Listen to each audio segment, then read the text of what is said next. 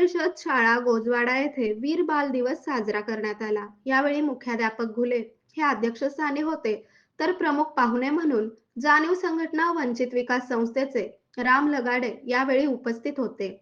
या कार्यक्रमाचा प्रास्ताविक बळीराम जगताप यांनी केले। ते म्हणाले, धर्मासाठी व राष्ट्रासाठी शहीद फतेसिंह, शहीद जोरा सिंग यांनी बलिदान धर्मासाठी व राष्ट्रासाठी दिले।